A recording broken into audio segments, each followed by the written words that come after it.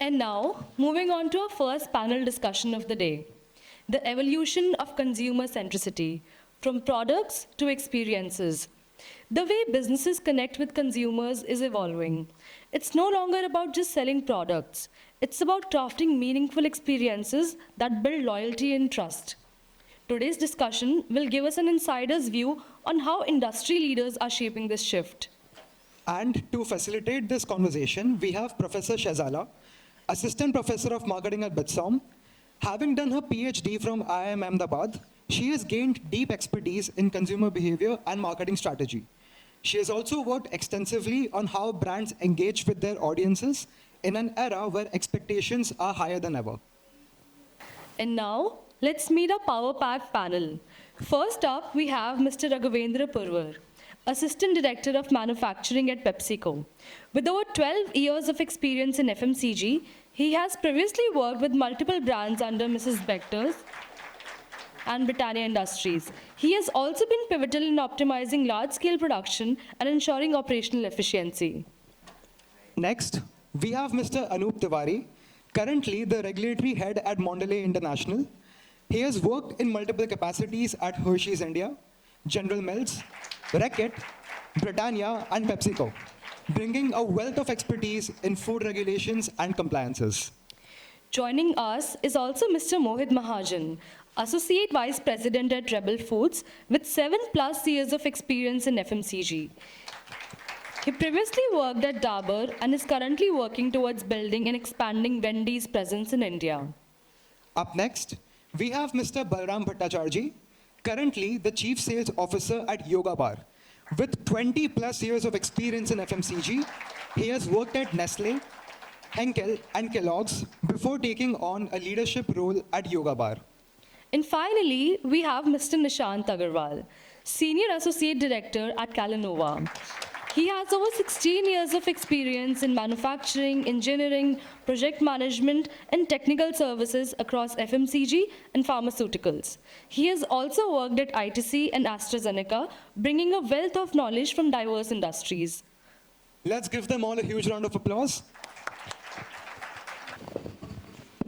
Good morning, everyone. Welcome to the first panel discussion. We're going to be talking about the evolution of consumer centricity from products to experiences. We're living in a time where the consumer has assumed the role of the axis of the industry. The industry revolves around the consumer as an axis. And understanding why consumers do, what they prefer, has not only become a matter of a competitive advantage, it's actually a matter of survival as we speak. And this is a very timely conversation. I'm joined by some phenomenal people who have diverse experiences across the industry and different domains. We're going to be talking about how digital transformation, an ever-rising need for personalization, sustainability, choices for better health and well-being are shaping consumer behavior. And I'm going to start off by talking to Raghavendra about how, like PepsiCo as a brand, you have seen the evolution of consumer preferences over probably one of the longest horizons possible. And my question to you is, how do you stay in touch, or not just in touch, how do you even anticipate, predict, and respond to this absolutely dynamic space of consumer preferences? I mean, the consumer in 2025 wants to make healthier choices. They want to be more conscious of how sustainable their consumption is. Digital transformation has led to this paradigm shift in the way we look at the industry. How do you as a brand take care of so many things and then not just react, but predict what's going to happen next? Okay, thank you for asking this. See, what I would like to say here is we have sense organs, we have eyes, we have ears, we have mouth, we have skin. The same phenomena is being used by the companies. We have to feel what they need, we have to see what they need, we have to hear what they need, we have to smell what are the changes which is going to come. So exactly when you mix or conglomerate all those aspects, and then you able to identify what exactly consumer needs. So for example, what Sir has truly said, the consumer has to be centric. But if you see, it's a fast moving consumer goods. So apart from the consumer, I'll say you have to do it fast as well. Right. So, for example, the kind of generations what we are having, or the kind of the shift of the taste what we are having right now. If you see about the urban population, we are more talking about the health category. While if we go to the tier 2 city or maybe tier 3 city, it's still the same. The core, what you say, it's more about the taste. Right? It's more about the occasions where you are gonna consume those products. So in the same scenario, if you say, PepsiCo has one sub-brand called Quaker Oats, right? So Quaker Oats is right now rightly available in all the metros, where this kind of a health category predominantly, stays.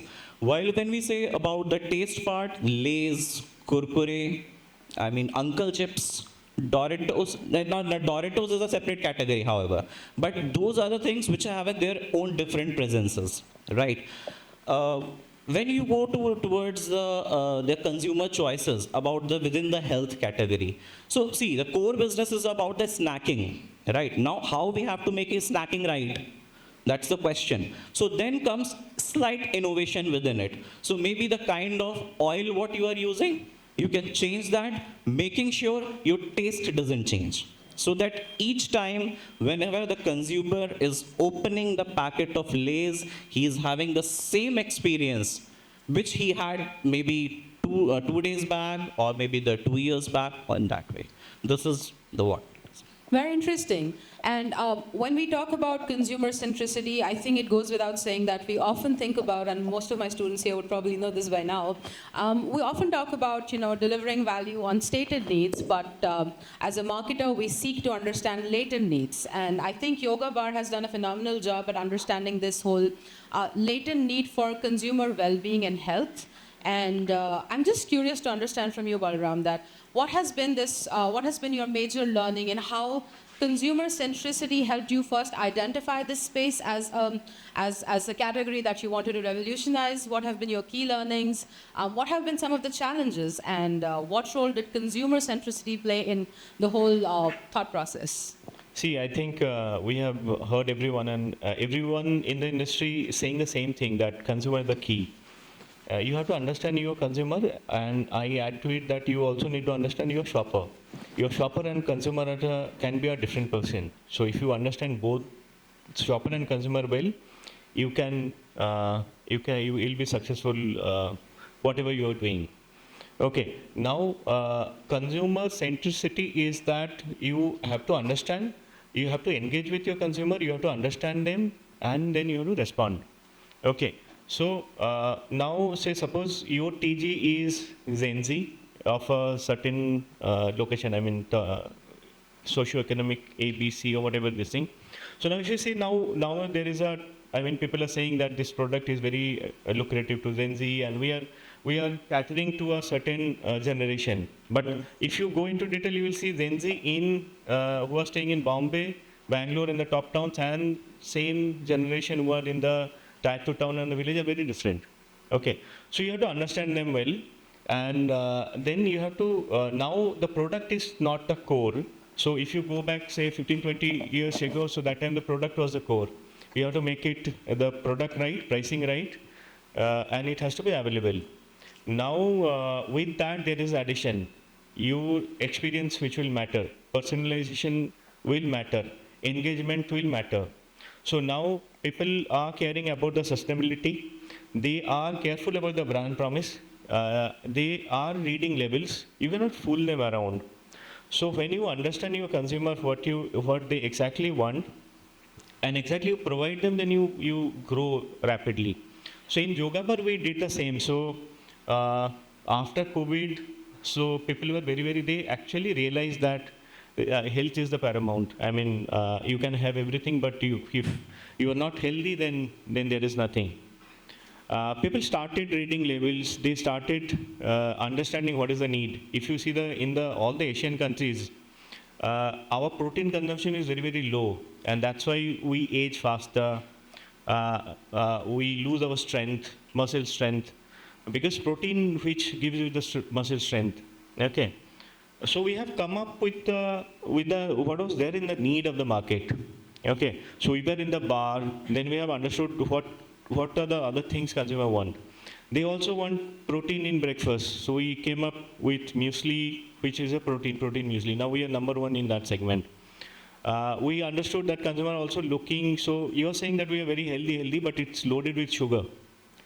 So you are not keeping your promise. So earlier this was possible because digital media was not that strong. People were not reading labels. Now everything is open. So once you understand, you engage with them and you solve their problem and be true and honest, be transparent, clean label, so you can build your brand. Fascinating. And I'm going to come back to the whole idea of experiences and priorities that consumers have. But before that, let me just get back to the question of having an extensive brand portfolio. I know I'm going to ask you this question that, as a brand, Mondelez has probably one of the largest portfolios. And my curiosity is that there are so many things to keep track of, and there are so many patterns and so many differences in the way consumers are evolving for different categories. How does Mondelez as a brand stay in touch with all of these evolutions, all of these transformations, and what do you think are some of the most compelling attributes of the value proposition that the consumer is seeking across a whole range of categories? I think very relevant question. So I will try to answer it together. So I think before coming on to this question, I will just take a step back and want to understand that what is the consumer, right? And how he make choices. So I think there's a way back theory in 1991. I think the theory of consumption values was proposed. And I think it has been there, which basically says that consumers buying pattern depends on basically 5 values. One is social, then it's functional, conditional, epistemic, and emotional, right? And I think in continuation with that, there's a meta-analysis done by University of Italy University of Udine in Italy, which says that the social quotient is the least of the choices that the consumers take. So it's basically the emotional choices that the consumer is more prone into. But having said that, this was pre-COVID, right? When the COVID came, everything got changed. Now the consumer is most basically pondering upon the health choices that he has.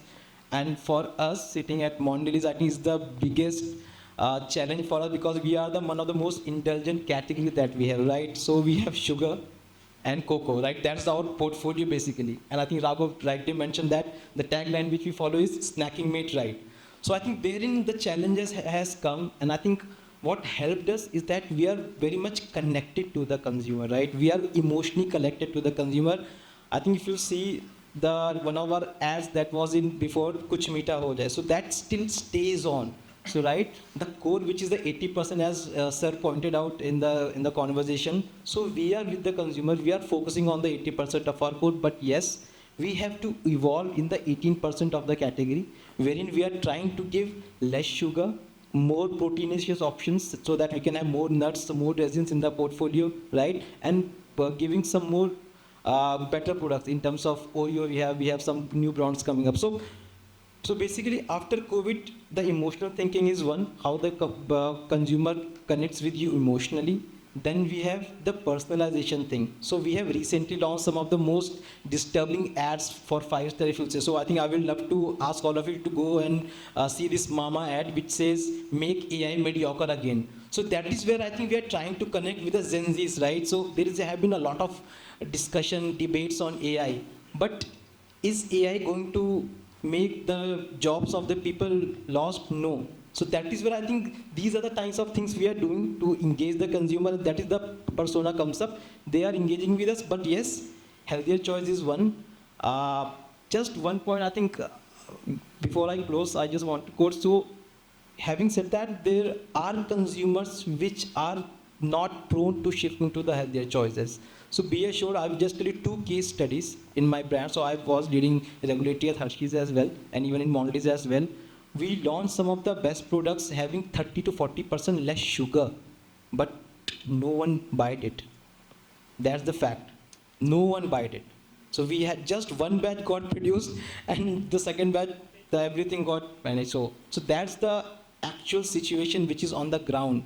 So these products are indulgent. People don't want to cut sugar in these, but yet you have to connect with them, being it socially, sustainably. I think one of the initiatives I can talk about is that the cocoa that we procure for our chocolates from African countries. So we say that yes, it's a sustainably sourced cocoa, wherein we are changing the lifestyles of the African population as well. So terms like these we advertise with our products so that the people feel connected with us, whether it is sustainably, socio-economically, everything else. So I think that's the thing. And I think last thing, again, connecting with the consumers, personalizing it. So we have run 2 different campaigns at Hershey as well. It was called Hershey campaign, wherein we wanted to connect with the women population and highlight what women have contributed to the society. And in Mondelez as well, we have revived the Kuch Meeta Ho Jaye wala ad, wherein you have seen that cricket ground wala thing. But now the batsman has changed to a lady one. She was batting and the man was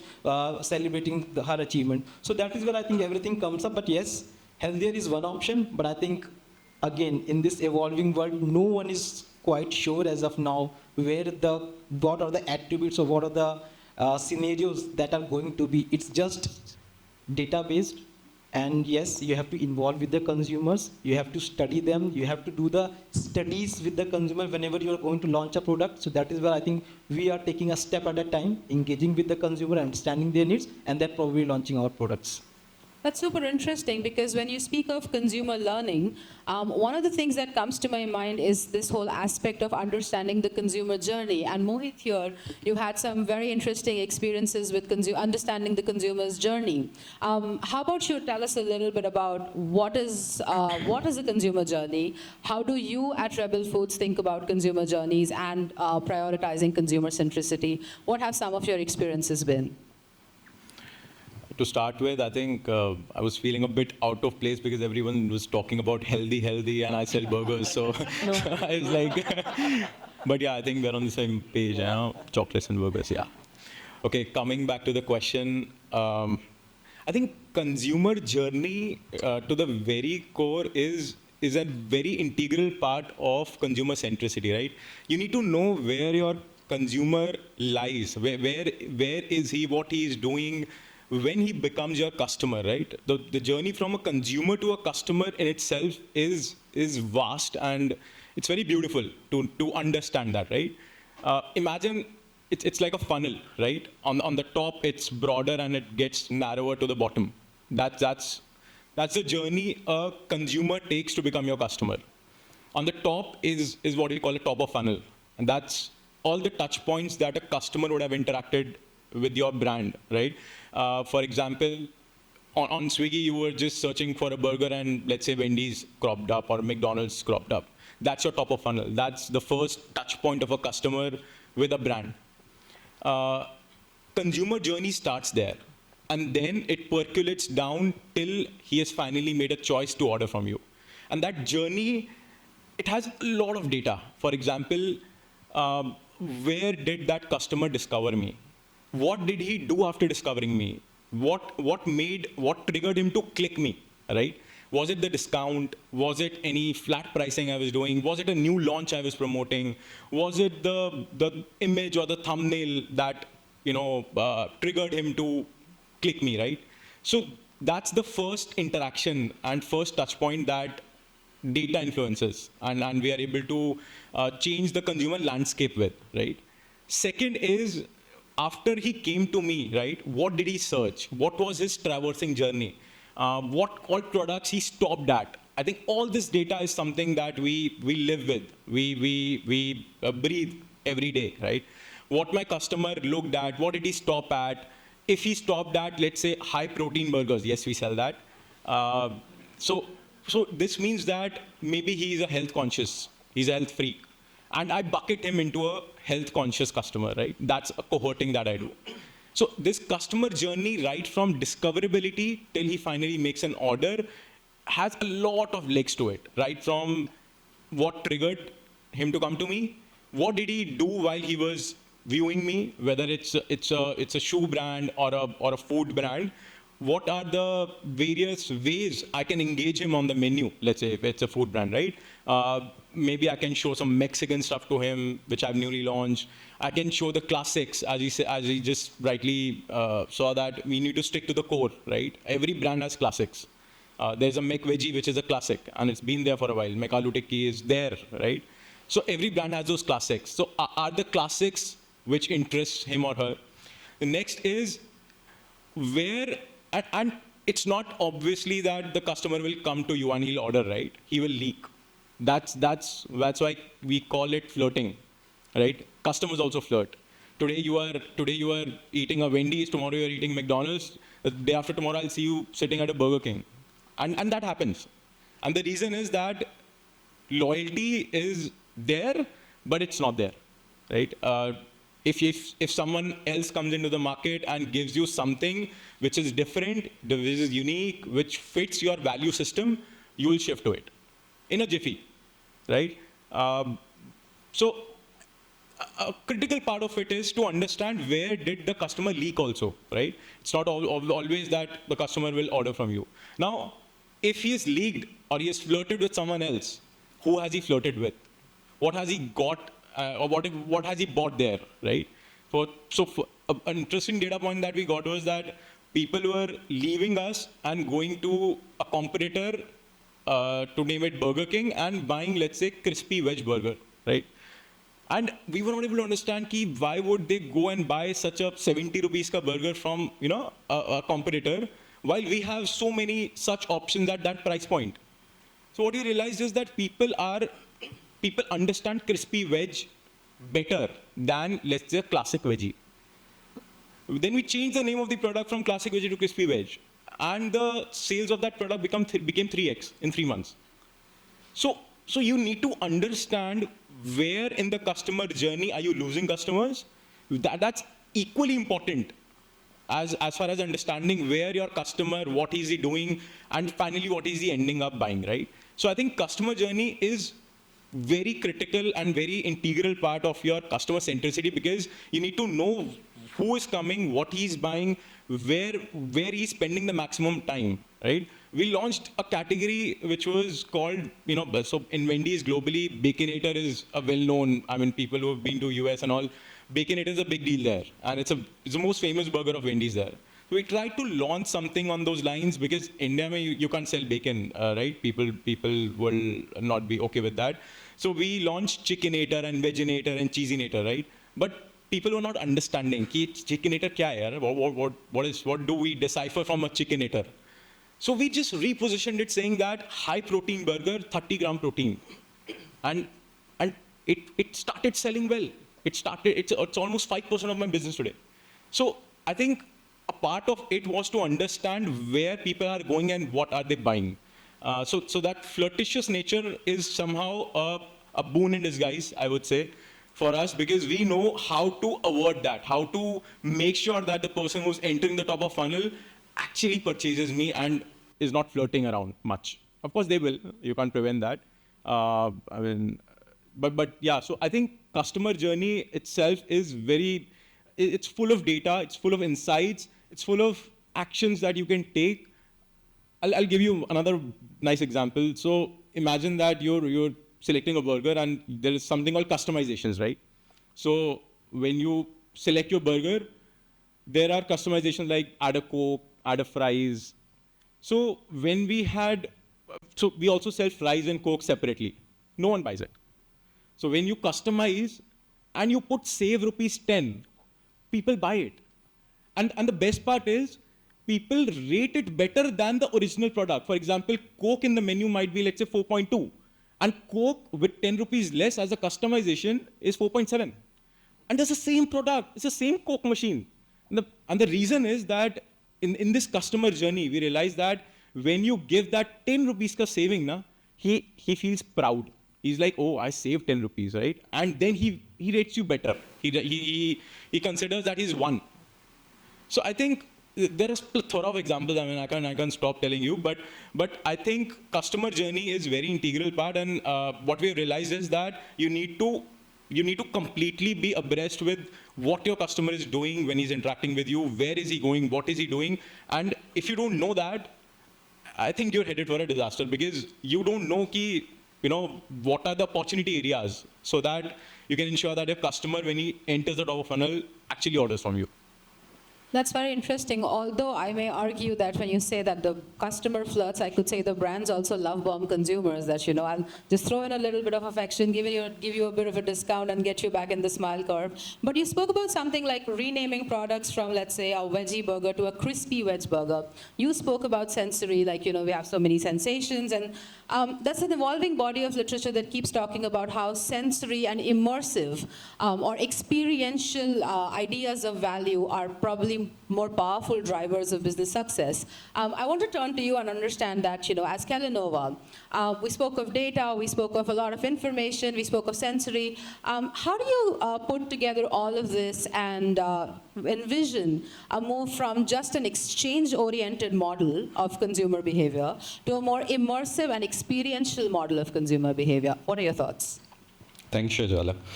I'll just take a sit back and say that I'm the fortunate one because I'm dealing with the ahead of time.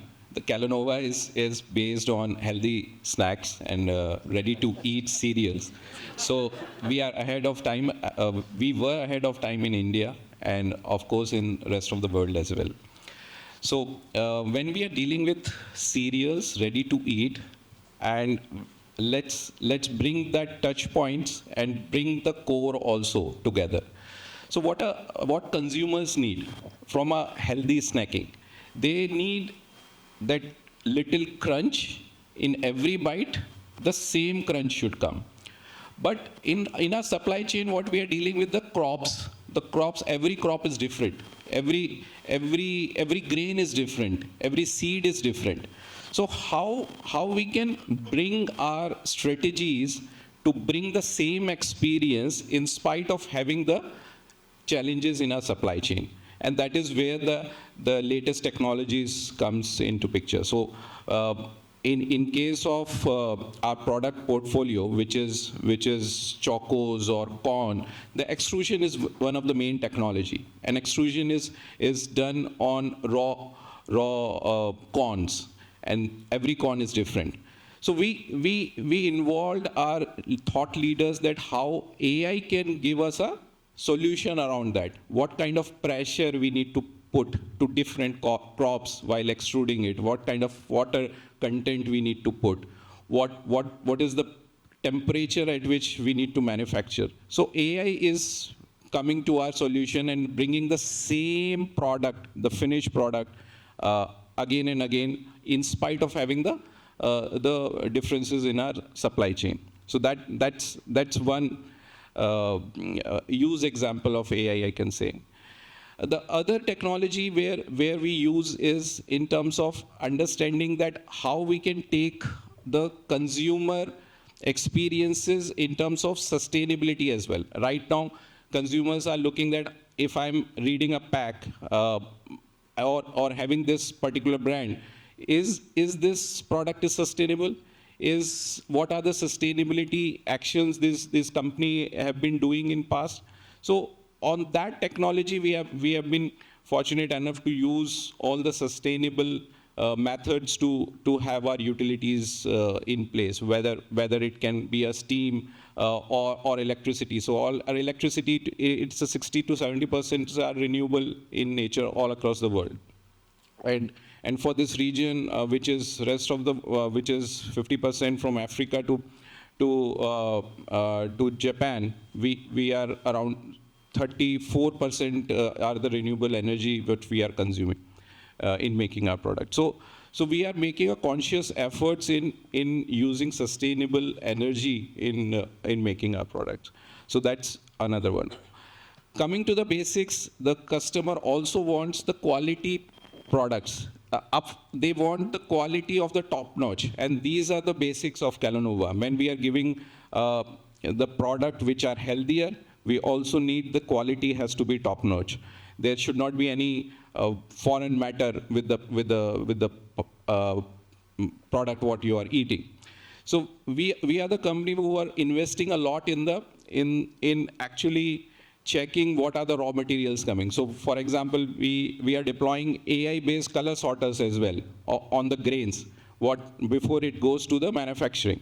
So what it does, it removes all kind of impurities before it goes to the manufacturing. And it removes impurity to an extent where it teaches its own algorithm over period, because impurities are also ever evolving, and there's a lot of impurities which comes first of its nature.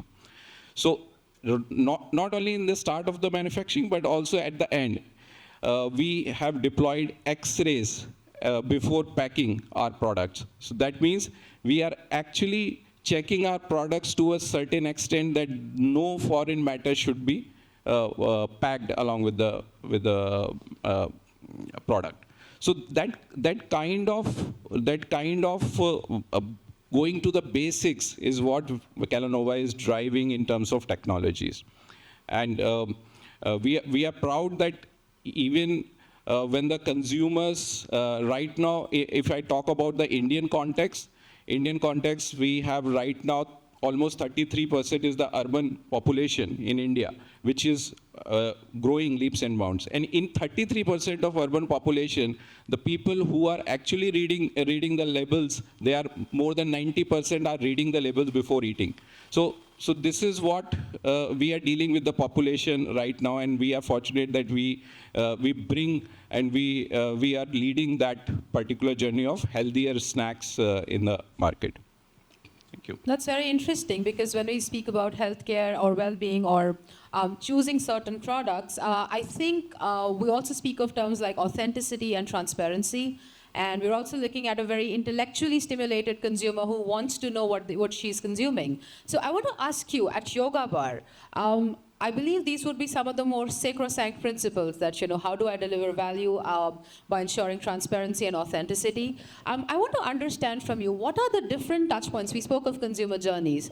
What are the different touch points of this journey where you feel that consumer centricity, authenticity, and transparency are demonstrated or gauged by the consumer? And how do you address those touch points?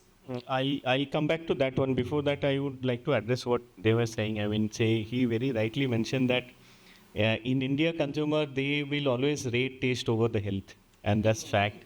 And in Yoga also, we realize that. So it's very tricky. Now, if you only focus on taste, then also it will not go. It has to be right balance. Another thing is that in India, consumer are very, very conscious. You will give health and taste, which will come at a cost, but it has to be affordable. So making it right proposition, right mix is very, very tricky. And unless you make all this proposition right, you will not succeed. Okay, so that's where I have seen working with MNC and startups. Startups are more agile and they can take decision very, very fast. I mean, we have done many things. So it was between 2%, me and founder. So we decided, okay, this is how we'll go. We launched it in 10 days, and it became very successful. Whereas I work for Kellogg, I have seen that, or even in Nestle also, I have seen that launching a product takes at least 5 months, 6 months. Okay, and some big MNC, it will take a year. So I'll give you an example, like we have bars. Okay, that's very healthy, this thing.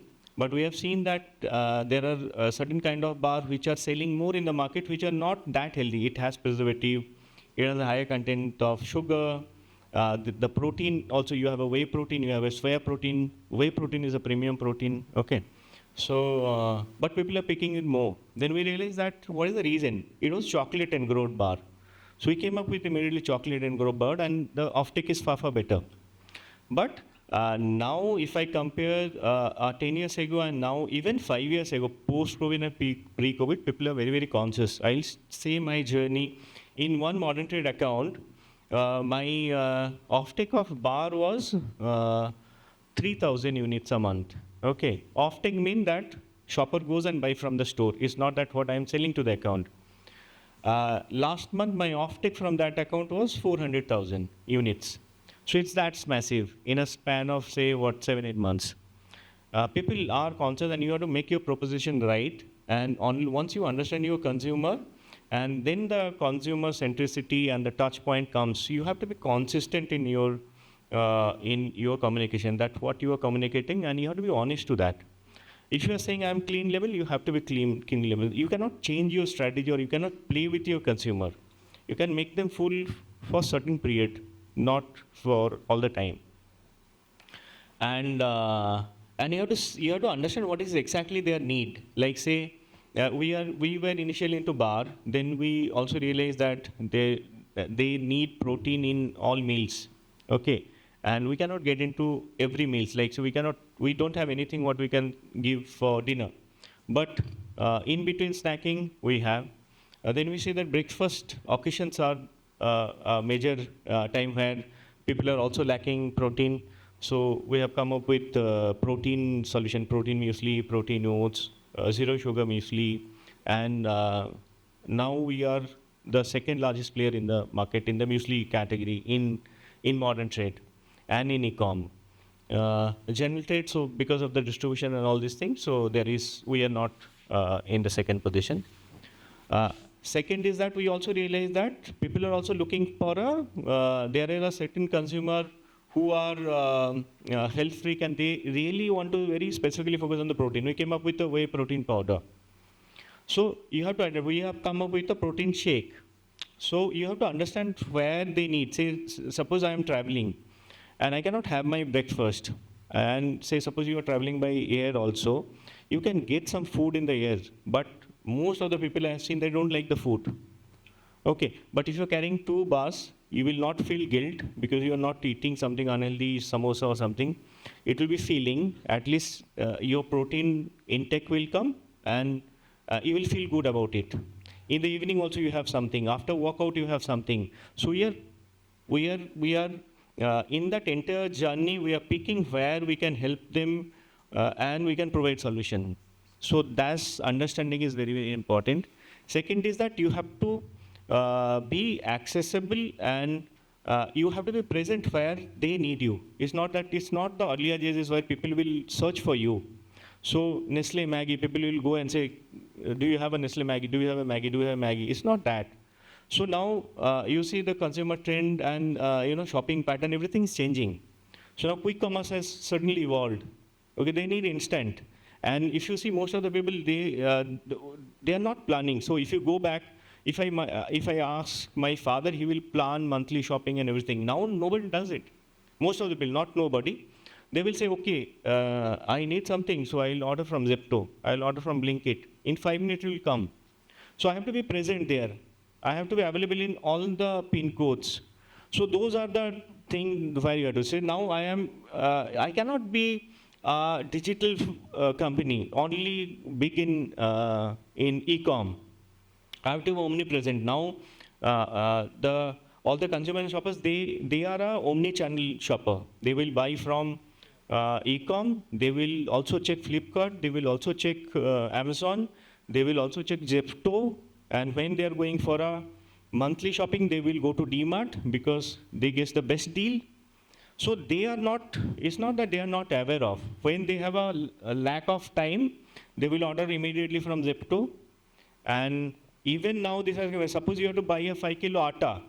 People are thinking, why should I buy it from a store, go and bring that heavy thing? I'll buy it from Zepto.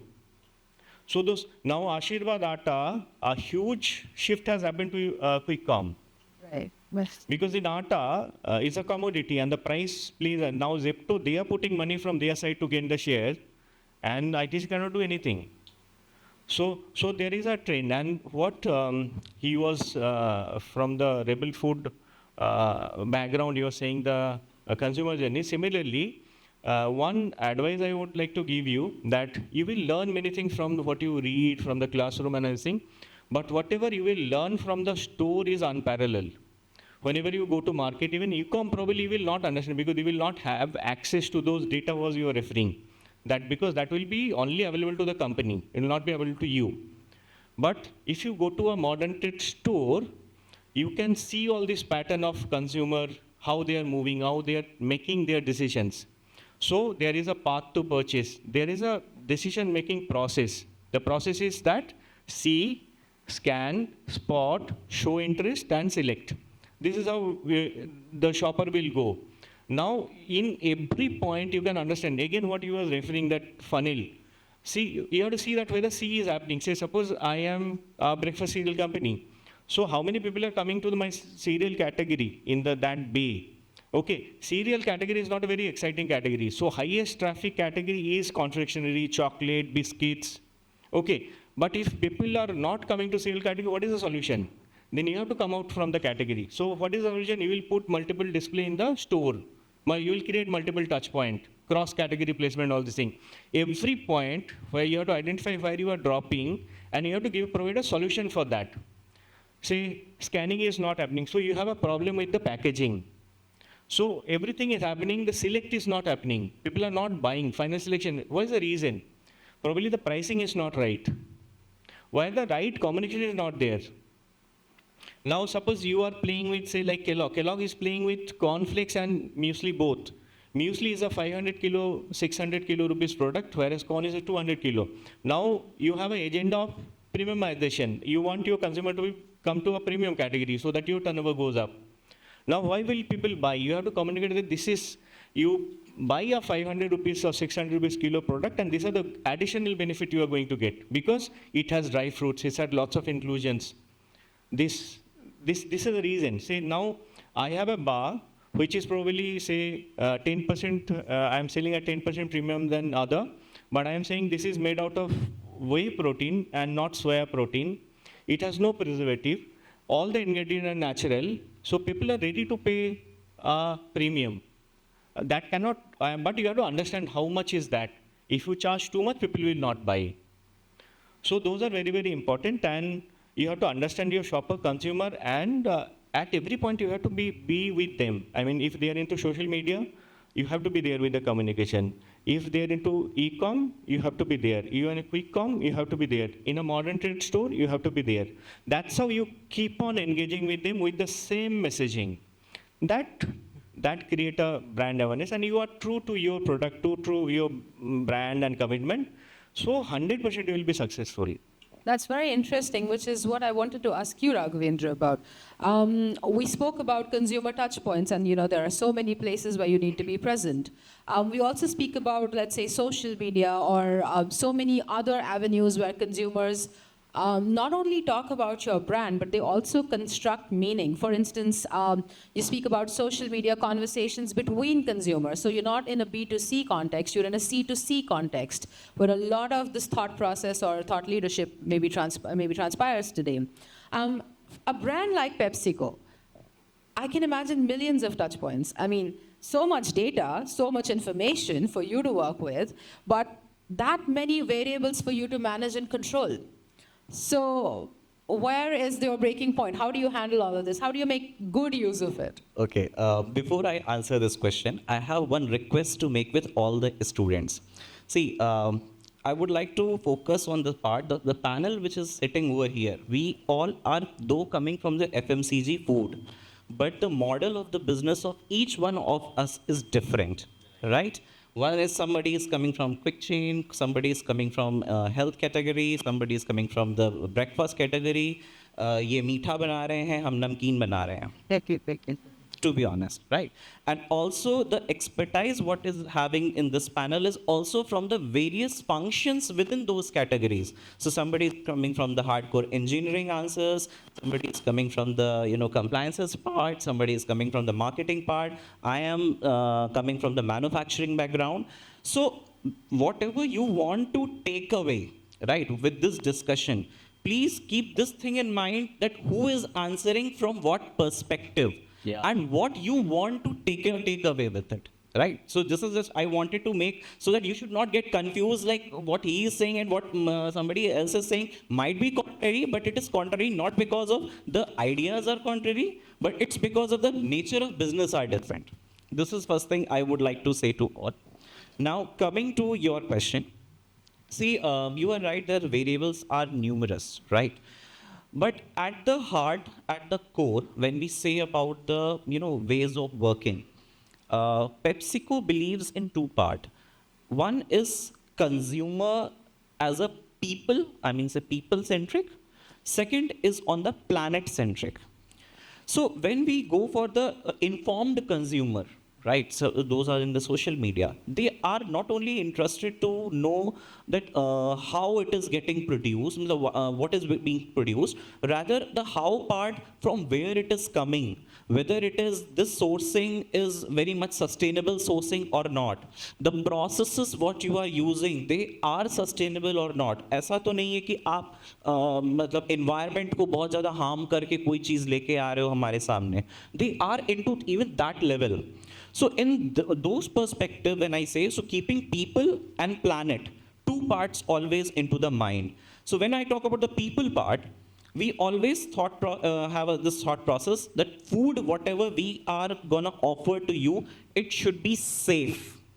And the technology is what he was mentioning about the X-ray, about the metal detectors. There are numerous technologies even available into the market or available into the industry, is to ensure that the whatever food I am providing to you is safe in terms of no foreign body contaminant, no any malnutrition or any of the nutrition which is not being declared over there, and I am providing it to you in the name of allergen or anything in this way, right? And third is definitely the taste or the core businesses, what we were discussing in the first round, right? Now coming to the planet part, when I talk about the sustainability, consumer also want to know that the palm oil which is being used or any oil which is being used, whether this is an RSPO or not. I mean, rainforest का इसमें कितना cut किया गया है. So in that case, that sustainability sometimes comes with a cost, right? At the same time, when the sustainability comes with the cost, companies have to make lot of efforts to make that cost neutral. Otherwise, we cannot pass on those costs to the consumers, right? So for example, one of the big initiatives what PepsiCo is driving right now is on the water conservation. So we know that in world, there are cities jahan pe groundwater is zero right now. Cape Town has been declared like that. So how I can produce my product with the minimum use of water? How I can recycle my water more and more? Apart from the water, maybe the packaging, the kind of packaging what I am doing, how I can have the recycle mode of those packaging. Consumer also wants that. In those forums, what you were discussing. So we have to keep these two factors, we do keep these two factors in the mind. And that's how, we try to win those trust of the consumer. And when I say the winning of the trust of the consumer means whenever we are presenting that product or whenever we are presenting any category into the market, we are doing with the same intent. We are doing with the same right way to do it. That's all. That's very fascinating, which brings me to a question to you, Anup. You've handled the legislative frameworks or the regulatory or compliance issues that brands in the FMCG space will probably have been facing or will encounter in the near future. And I just want to understand from you that what do you think are some of the more defining or more pressing concerns from a regulatory perspective that you see will emerge in the near future? I'm talking about woke consumers, conscious consumers, I'm talking about well-being, I'm talking about everything and anything that your consumer expects from the outside to the inside. And what are some of the things that brands need to be conscious of, mindful of, aware of? Thank you for that question. I think this is something which is close to us. Especially the regulatory and compliance people doing their job in these companies, because this is one of the toughest jobs I will see, because a marketer will come to us, we want to put these types of claims, we say no, we can't. So there is a lot of to and fro that goes between these two communities, but simultaneously I think we have to understand that yes, we are not the bottlenecks, so that is where we are the face of the company basically. So when I go and talk to the Ministry of Food Processing, Ministry of Health, we go as a team, as an industry, not as a company. And trust me, the Ministry of Health, Ministry of Food has been under a lot of pressure, and that is where we as the industry has been under a lot of pressure with new compliances and new regulations coming up.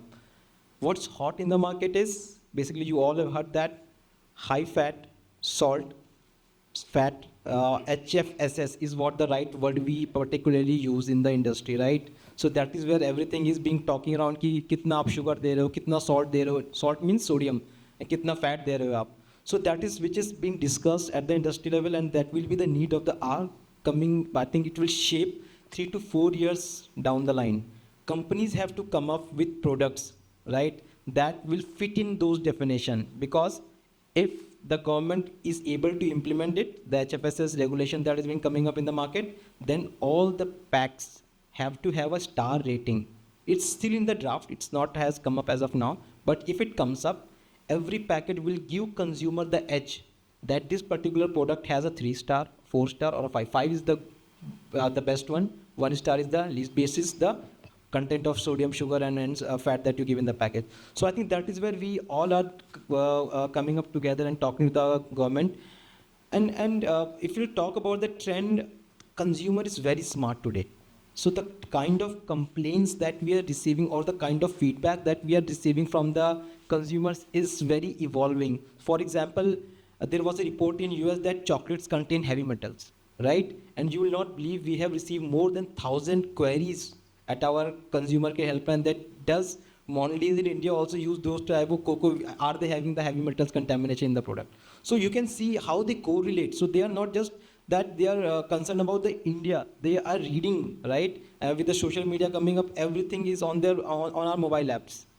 So, and palm oil, I think that's the second most talked about topic. Everyone asks is what type of fat the companies use, right? Whether it is a kitchen food or whether it's a chips, biscuit or a chocolate. So they are quite evolving, and the government is listening to them. And I think more about that is the activists and the NGOs, right, who are supporting the people. They are creating a lot of pressure on the government. That is where these type of regulations are coming up. And yes, moving forward, all the companies will be having a tough time negotiating these regulatory landscapes. And that is where, as I think I will ask you, all of you to, whenever you join a FMCG company or in a marketing or a sales domain, you have to understand where the compliance and regulatory things come up and where we join hands together and produce a product in such a way that the consumer is aware of. So for just want to quote one initiative that I think at Mondelez we have taken. So since last 3 to 4 years, we have already advocating in India that if there is a chocolate of say 20 gram, you don't have to eat it in a single occasion, right?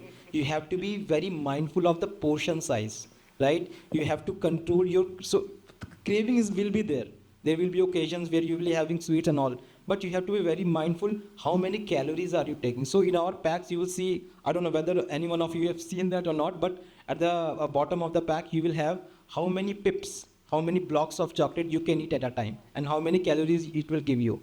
So I think moving forward, the mindful snacking, the portion control, and the HFSS, the regulation which is coming up, you have to be we have to go with it. And I think, again, we all are there to support the consumers, to have to maintain actual transparency. What is going in our product is there on the label. The clean labeling part, everything is being taken care of. All the MNCs, even the startups, right? They are maintaining all those information on their packs. Don't get disguised by the information given by the influencers. Just go at the store, scan the pack, and just decide for yourself what is there inside. So अगर एक बंदा बोलता है कि इसमें sugar है, तो you have to understand what is a total sugar, what is an added sugar, right? ऐसा नहीं है कि हम, so there is a difference between free of sugar and free of added sugar or zero added sugar. So you have to be smartly, so companies will use the smart ways, right? But at the end of the day, the consumers, you are the people, you are the force that have to identify those things and come up with your initiative. So I think that's what I wanted to share. And if you'll allow me, just take 1 minute. I think we all have been discussing on the same line. The consumer is mostly on the pricing point, and they know what particular price has to be paid for a certain commodity what they purchase. So I think for you all people sitting here, I would just say, so there is a every year there are 2 studies, basically a Fuqua School of Business that's based out of Deloitte and American Marketing Association. They do a survey in America and they publish the report twice, and therein you can just see that COVID ke aane ke baad, so once the COVID came, we see that there are a lot of differences that has come, but no. So they have came up with a data point that ultimately it's the price point and the quality and superiority of the experience that the consumer gets from the product is the need of the hour. We all talk about health, we talk about experience, sustainability. Yes, they are there, but they are not more than 10 to 15% contributing to the decision which the consumer take as of now. It's the price and it's the quality and experience that we give ultimately to the consumers. That's fascinating. And speaking of price and value, I want to turn to you and understand, as a virtue category player, we've spoken of vices. I'm now going to talk about virtue categories. Like, I'm talking about good food for all. I'm talking about better nutrition for all. And when I say all, the subject that I'm actually referring to is a vast majority of the country that lives under a certain income level. I'm talking about low-income consumers for whom money and value both make a lot of, are probably more important factors than, let's say, a middle income or a top of the pyramid consumer. As a virtue or a health-oriented brand, how do you envisage creating value for, let's say, for almost 40% of the Indian population that needs better nutrition? We're not undernourished. We are moving towards a state where we're malnourished, and there's a distinction between the two. I don't have fewer nutrients. I have fewer good nutrients. And how do you, as a brand, envisage that market opportunity? How do you do well by doing good? Yeah. So a lot of examples have already been shared with by my colleague who is in Yoga Bar. But yeah, in terms of Calanova, what we are touching base with the consumers in terms of what is their current need. So for example, first we need to understand who all are consumers. So consumers, let's say we have a portfolio for children. Now for children, they are looking for both indulgence as well as at the same time the nutrition. The nutrition is being required by the mothers who are buying the packet, while the indulgence is required by the kids. Okay, so somebody has raised the point, very valid point, that consumers and the purchasers are different, and you have to cater to both of their needs. So in doing so, one of the changes what we have recently did is our chocos was purely, there is a percentage of maida in that. And there was a requirement of putting maida also, because the crunch, the particular taste what you get in, you won't find with other ingredients. So there is a percentage of maida is always mixed. Even if you go to any dhaba and have some chapati, they will add some maida for you to have that particular crisp. Now, we have done that full R&D on that product and removed that maida. By removing maida, it is not that we have gone away with the crunch or the taste. By having the same taste, the same indulgence experience to the kids, we have given the nutrition also, that it is now the entire chocos is maida, zero maida, millet-based chocos. So that is something which recently has been done, taking consumer preferences into play. So this is from the kids' perspective. Now, when we look our core, and we have to play in our core, we are very conscious that we are playing in our core. So our core is cornflakes. Now, when it comes to India, we somehow attach our affinity towards healthy, like almonds is a healthy, honey is a healthy. So these are some of the things which we feel that these are healthier things. So we thought let's bring this healthier and marry with our base, with our core, and we have come up with the products wherein we have this almond cornflakes and honey cornflakes. So and those are earlier those were in the 3%. What we started with the 3% journey. Now they are coming to the 18%, and they might become the mainstream as well, 80% of that. And that is what we need to keep playing the journey and make those efforts that our premiumization gets into the mainstream. So that is the second thing what we did.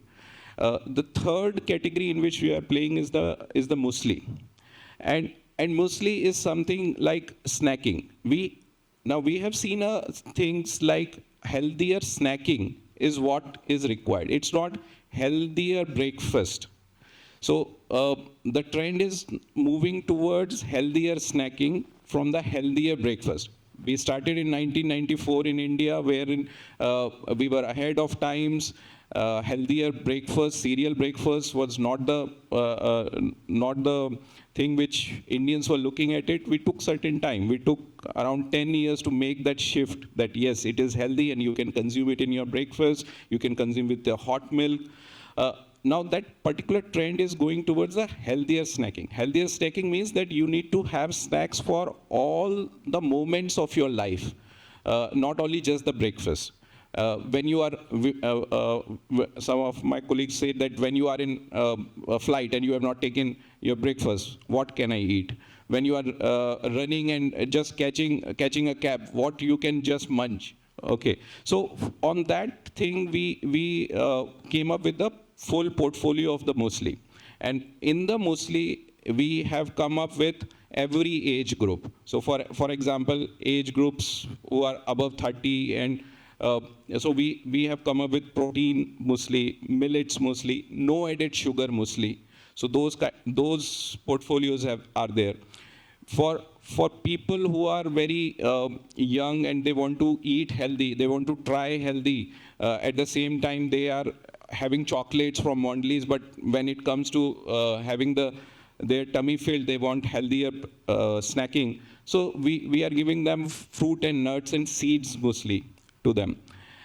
And we are not just stopping here, then we are going to the kids also and we are giving them a chocolate muesli. Okay, there is also a muesli where you can indulge upon. So there is a full range of going from the indulgence till no added sugar, and we are driving that the consumer touch base in all their moments of their life. So that is what we are trying to do. Fascinating. And you spoke of indulgence, which brings me to my question to you, Mohit. When we speak of success, and especially if you're related to the food and beverages category, there's this very idealistic term that most people aspire to achieve, and that's called consumer delight. Between setting expectations and delivering value is this game of maximizing delight. And we speak of it, but what is it and how do you achieve it? Do you have any thoughts on that? I think the topic on consumer centricity and the way we are shifting from, let's say, product to experiences, right? One thing that is very clear is that product is there to stay. It will always be the core of anything that you do. Any business, product is the core, and you can complement it with experiences, but it is there to stay, right? When I talk about experiences, I think consumers are moving away from functional needs that they had from a product. For example, a burger is no longer there to satisfy your hunger. It is more towards indulgence, or if you are a health freak, it is more towards maybe getting protein out of it. If I talk about, let's say, shoes, right? Shoe as a category is no longer about just like it's a footwear. It's not a footwear, right? There is so much of experience which is associated with footwear today, right from comfort to the kind of nets that are used. There are so many players that are disrupting D2C specifically. If you see, your Instagrams was flooded with those nice new age players which are selling some unique proposition to you, which are more to do with experience than the product itself. The experience can be the way a page on Instagram for a company or a brand is designed. It can be the way the product gets delivered, the way you open it, right? We've all seen that for a long, long time. Apple has been the pioneer of the way packaging experience lies to the core of a product, right? The way you pull that string off and then slowly open the box, right? It's all about that one experience that makes you glued to that category or the player, and you become a loyalist. You may no longer flirt with others because of that one experience. And I think personal delight is a very crucial part of that customer experience, because today it's no longer about satisfying the functional needs. It's about showing that you care for your consumer or your customer, for that matter, right? You need to show that you value them. And if a customer feels valued, he feels that you've done something different, something unique that you're not doing for the entire world for him, he will become your loyalist. You don't need to have brand ambassadors then. Your customers will become your ambassadors. And we have a plethora of examples where customers, through word of mouth, have become ambassadors, and brands have not pumped in any money, whether it is marketing or advertising, right? There are a few examples that are coming to our mind where Rebel Foods in particular has had the opportunity to play on this charter of customer delight, right? During World Cup, I think in cricket, in India, cricket is a religion, right? And when it's India versus Pakistan, it's like fire. It's a war at the end of the day. And in India, an insight is that when you have to wish someone luck, you do it with dahi chini. So, across our orders for the India versus Pakistan match day, we sent dahi chini to our customers, saying that let's wish, India cricket team all the best for the match. And that was sent in particular orders who are our loyalists. And as I said, there's cohorting that we do, right? We know which customers have we not satisfied the past order, who we need to delight more versus others. And that campaign blew off, right? People were so happy because they felt that there is something that a brand has done for them, which is very personal, right? There are so many other examples, like, for example, Behrouz Biryani sent on Dhanteras. It's an auspicious occasion where people buy metals, right? So we sent gold-plated spoons with every biryani order on Dhanteras. And people shared all across on social media because they felt that the brand has gone that extra mile to deliver some personal delight. And they then became, then they propagate, then they become your ambassadors. We never paid them to go on Instagram and put stories saying that, I received a gold-plated spoon on Dhanteras from Behrouz. No, but that one act of personal delight made them ambassadors, made them become our, organic propagators of the brand. And we also do a lot of other initiatives which are very, very small, like, we have a handwritten sticky note that goes with every order. For example, if you order Wendy's, you might have very cheeky lines like, you are our favorite person, and here is your favorite burger, right? And to be very frank, all of us are so busy in our lives that such cute messages and such personalized demeanor, it goes a long way to win a customer. And you feel valued. You feel that this brand or this product has gone that extra mile to make me feel valued, to make me feel that I'm cared for. I think those are, and I think personal delight is the way forward, because there is a limit to which you can introduce USPs. It's good to read in marketing books that USP is the way forward and USP sells, makes the product sell. But USP ka ek limit hai, right? You can't sell at the making USP the backbone of everything. And given that almost everything is becoming more entrenched when it comes to creating differentiation, because if you create a differentiation, tomorrow someone will copy that, and there will be some private label local brand that will be your me too. So how do you differentiate after creating a USP in a product is the experience, and personal delight is where you can differentiate that experience. You can make sure that your customers feel they are valued, feel they are cared for, and they become propagators for life for your brand. So I think customer delight is the way forward in terms of building customer centricity. Well, on that delightful note, I think it's time to take some questions from the audience. Do we have some questions? Vidang? This recent exercise in mimic or economics is that one is the type where the professor asks us to tell us whether we are optimistic or pessimistic about our country right now, and a one but factor. And as Raghavendra said, we have people from manufacturing, legal, business heads, so all functions over here. So we a quick round from why you're optimistic or pessimistic, and why about India on the consumption side, especially. Can you repeat the question, because initially it was not completely. So we're doing polynomics right now, and the professor did a quick exercise at the end that are the students optimistic or pessimistic about Indian growth? And since all of us, you all are in manufacturing, legal, business, So quick round of one line, but why are we optimist or pessimist on the consumption side? So especially? optimistic or pessimistic with respect to Indian scenario, we are highly optimistic. 6.5% growth, what we are getting. I think all 7 people will answer the same. Ha. It's your country. It is but you right. have to make it possible. You have to be if we leaders are not optimistic about our country, who will be? No, that even numbers are saying that. Numbers are also saying that.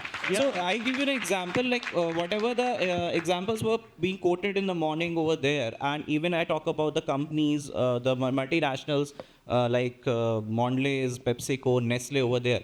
The growth, what is going in the European market or in the North American market, they are into negative. While the growth, what is happening in the AMESA sector or maybe APAC sector, they are all in the positive. And trust me, FMCG in India, they are having a growth in the double digits.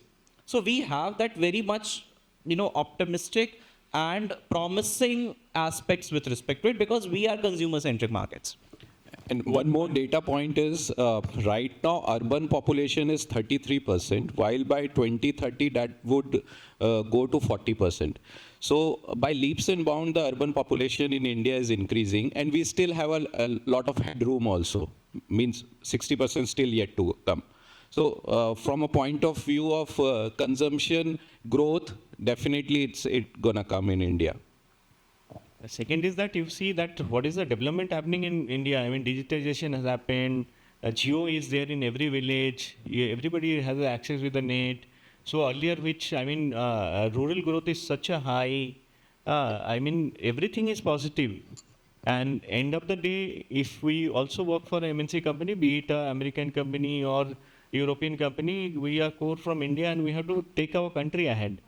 And that's why, now all the startups are also doing Indian company, foreign company, whatever it is. Everything is in a very, very positive trend. Consumption is going up. Because if you see, earlier, say, anybody will agree. Say, even in the Kellogg, rural penetration has gone up. Hindustan Lever, rural penetration has gone up. Now if you go to any modern store, you will say earlier they used to buy small bottle, 100 ml. Now 750, 1 liter bottle. Everything you will see, even I was talking to Reliance and we were going through some data point and we're saying that all the remote locations, hypermarket, they are performing better than the city. Because they have knowledge about this thing, social media and the media and all these things, they know about the product, but before they were not getting it. Now with the introduction of the e-com and all the other channels, people are having accessibility and they have purchasing power. You go to Kolhapur, you go to, in Gujarat, any small town, you go to Godhra, there is a huge production of tobacco, they have money. You go to Bengal, okay, so there are tea gardens, they have this thing. Some are very, rich in agriculture, some is very rich in industry. In the villages also they have money. It's not that... I think what Vedang was probably trying to get at is also to kind of problematize that growth, that, while the macro indicators seem favorable and positive, what are some of the, if Vedang, this is what you were trying to ask, what are some of the challenges or some of the problematic aspects of that growth where you see that, there might be certain challenges as a brand, as a consumer, as a society? Was that something that you were trying to get at, Vedang?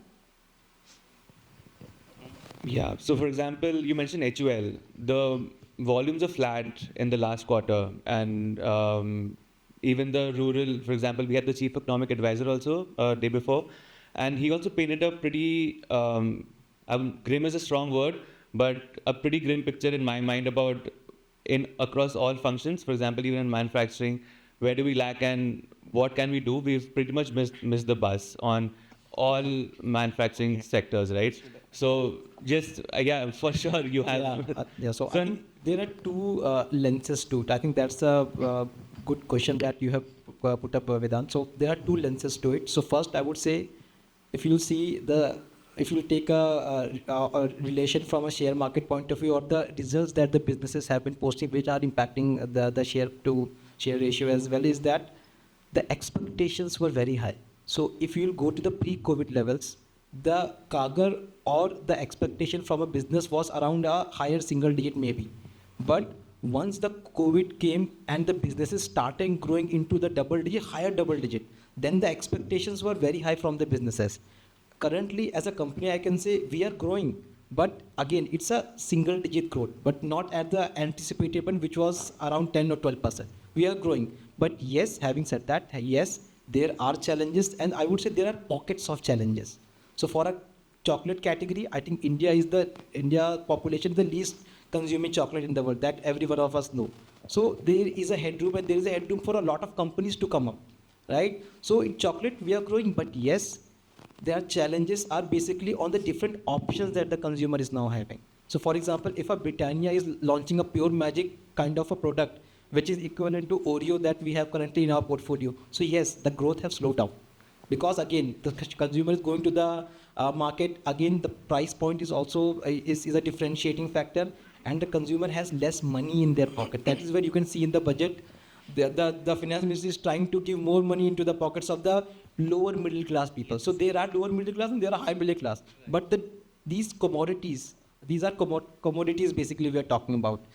We are targeting the lower middle class people. यहाँ पे 5 रुपए का 10 रुपए का Cadbury everyone will buy. But yes, अगर आप 100 plus के bracket में जाते हो, the population of consumer buying it are very less, right? So I think we have to understand, yes, there have been a slowdown, but we all are optimistic of the markets which are going. And I think moving forward from next quarter, I think we all are anticipating that the growth will be there. But yes, not in double digits for sure.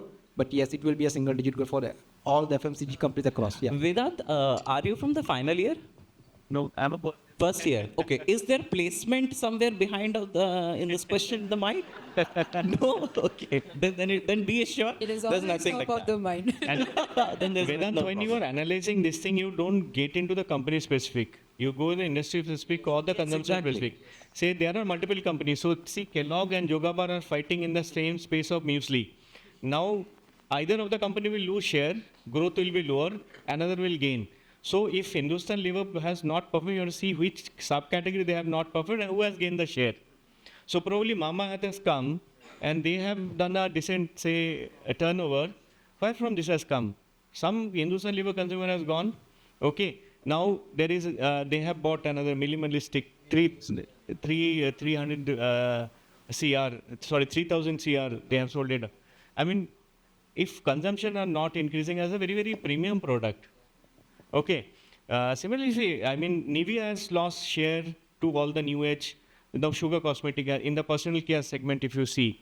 In the food also you will see. So there will be a share game between the companies. But overall, you have to see as an industry what is happening, how it is moving. Second is that always there will be ups and downs in the business. 1 month up, 1 quarter down, it's not that which set the trend.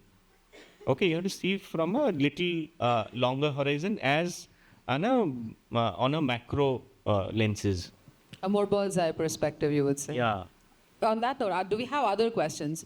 Professor Pallavi. Yeah, so sorry, I teach economics and study a lot of, my surveys going into the field and, one thing we can't forget is that our per capita GDP is 17,000 rupees a month for a person, right? Now, when we're talking about Yoga Bar and Muesli and Kellogg's, it's a person who's making 17,000 rupees is not buying Yoga Bar for a snack, for sure, right? So I think this is addressing your point is that, who are we looking at when you are talking about this optimism?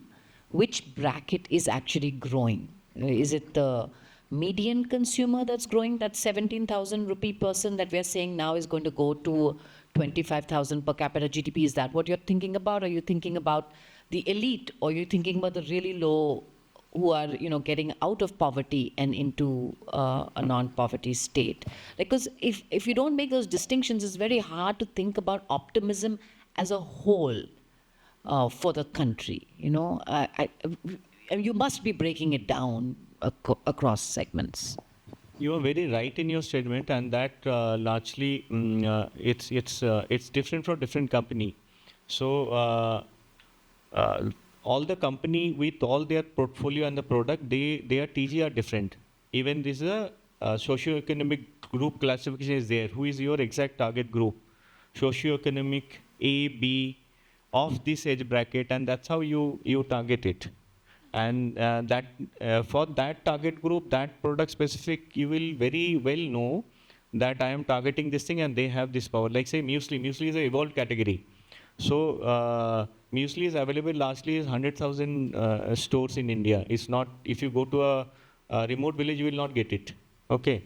Yoga bar, we are present in only in top towns. We are very strong in modern trade. I said that we are not largely available in small grocery stores. Self-service stores we are available. So it's a very strategically will play your game, knowing your consumer and their purchasing power. Now another trend shift is there. Now if you go back 20 years ago, you see the generation, how much they were spending that time. I remember that I never used to get pocket money more than 2-3 rupees. Nowadays, I give a good amount to my daughter. So you see the way these kids are spending and Gen Z are spending. I mean, Yeah, but your daughter is not the median consumer, right? So the question is, who?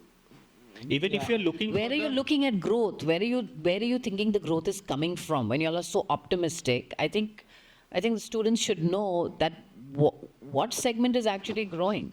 And I would also like to add some context to what she's asking is that which growth are we prioritizing? Because when we speak of healthcare and snacking, we also want to talk about the more vulnerable sections of the population who probably need that value more than, let's say, a middle income or top consumer.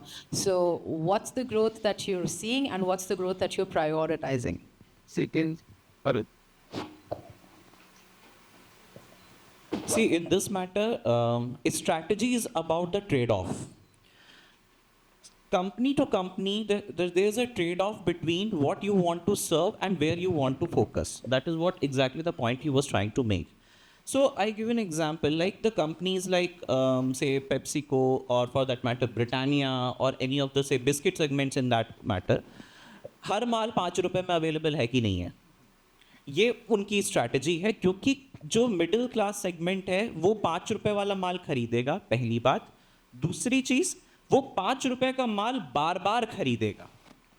This is a kind where these companies are harping on the base of the product baseline what they have. While vis-a-vis, if I talk about, say, any of the niche product markets in that matter, वहाँ पे उनका trade off है कि हम जो बेचेंगे classy बेचेंगे. It has to be to serve to be a premium society. लेकिन वो वहाँ पे क्या करते हैं कि I keep my limited segment. So sometimes they give them a limited edition or a very very specific edition. So they try to launch in those aspects. So it's always about the trade-off. What the company strategy wants to do it. Number one. Number two, if say for example, if I have to hit the middle class segment, then what is my smallest SKU size I am able to cater to the consumer, and how I am ensuring that the same consumer is purchasing that same SKU again and again and again. That's what we are doing. And to put a number to it, even when I was with ITC, and this 5 rupees segment is a very big segment. It's not a small segment. It amounts to 30% to that tune. And when I'm in Kellogg's, even 10 rupee packet of Chocos is our highest selling SKU. So that says a lot that what we are targeting is that median, because the percentage of the people are more there, and that is where we will have repeated purchases, and that is the core from which we'll get our revenues from. While the premiumization and the other inclusions and stuff, it's something to just keep our heads above water. I think it goes to the slides that we saw in the morning, 80, 18 and 2 wala concept. So I think 80% of the consumers are, yes, within that median level. And I think 60% of Mondelez sales is coming from 5, 10, 20 wala bracket only. So I think that's the core we have, and I think that is where I think we are maintaining that core. Jo 18% hai, yes, they will be persons who are buying in the urban cities because they want to try some Bonville, they want to try some Silk Desert, something, products like that. But ultimately the growth is coming from the core. So that's the full stop I would like to on this particular question, and I think that will be the trend as well moving forward. That is where every company has their retail or SKUs that we call into those 5, 10, 20 wala bracket. And I'll give you what. SKU. Yes, sorry. One is SKU that will play a role, the smaller SKU, smaller price point. Another is the product segmentation will also play. Like say, Hindustan Lever have two product in the detergent segment. They have Whale, they also have Rin, they also have Surf Excel. So one is say probably 30 rupees kilo, one is 180 rupees kilo. So different product, different SKU for different segment so that they can afford. So if you want to see the economy how is growing, then the consumption pattern you have to see what is the foreign investment coming, what is the foreign policy. Those things will be the larger macroeconomical factor that which will determine that what exactly you are looking for probably. But that's in the hand of largely in the government. Company strategy is largely to sub-segment their product and make their strategy perfect with the environment. There was not time for like maybe one cost request to sarcasm. You wanted to add something. No, just one example of the product of Choco Fills from ITC biscuits. So that was priced at 30 rupees, and earlier that was not bought majorly. Now that's the hot cake selling in every market and every shop, and that has become the mainstream of the revenue. So in the biscuit segment, 20% is coming from the major selling brand is 20% is that Choco Fills, and 30% of the profit of the biscuit segment in ITC is coming from that brand only. So you can imagine that once you play on premiumization, that can become a bread and butter in the times to come. Even once upon a time, biscuit category itself was struggling, and with the introduction of cookies, it started delivering growth. Even now, if you will be surprised, in one of the modern trade account, muesli sells more than cornflakes. You want to? Yeah, so apart from the industry, I would say, so last month the industries went to meet the Ministry of Food Processing, and we discussed on the FDI in the food, and some, you will surprised to say, don't quote it anywhere outside of this campus, I would say, because this is something classified, not classified, but yes, that discussion went on those lines. So basically the government is asking the MNCs to expand, right? That is where you will see a lot of state summits are happening, a lot of MOUs are being signed off. So basically the future is bright, but yes, there will be challenges. Currently the challenge is more because again, the spending power of our consumer is not at par with what we can expect from the European or the US market, right? And that is where the budget also speaks volumes of that. Currently it's the government who is spending on the infrastructure, right? And rest assured, whenever we have our global meetings, the business do tell us we have the backings of our parent offices in US, Europe, wherever they are based out of. There will be a lot of investments in India moving forward. So just assured on that part. Yeah. On that delightful note, you have a point to add? Yeah. Go ahead. One quick question. So we had launched premium burgers in Wendy's, right? Which city do you think will have the highest contribution of premium burgers? Just wild guesses. Oh, it's not Delhi, Mumbai. It was Patna. I mean, out of all the cities, Patna, 50% of the burgers are premium. So imagine the kind of promising future those cities have, right? We've been on an expansion spree, and the highest growing cities for us are the likes of Varanasi, are the likes of Nagpur, which are not Delhi, Bangalore, Mumbai, right? So I think there are a lot of, all of us would have a lot of insights from our business, in fact, which say that the growth in tier 2 and of course, below median is definitely promising, and given the changes in the income tax slabs, etc., of course, I think we are completely optimistic, just to sum it up all. On that beautifully optimistic note, we've come to an end of this session. We'll have a lot more time in the structured and unstructured interaction sessions. But just to conclude, I think we've answered some problems. We've created more questions in your minds. But what remains unquestionable is that the force at the center of all of this conversation has been and will continue to be the consumer. And thank you so much for a most wonderful conversation. And you're more than welcome to have any questions in the next sessions. Thank you so much, everyone. Thank you, sir. Thank you.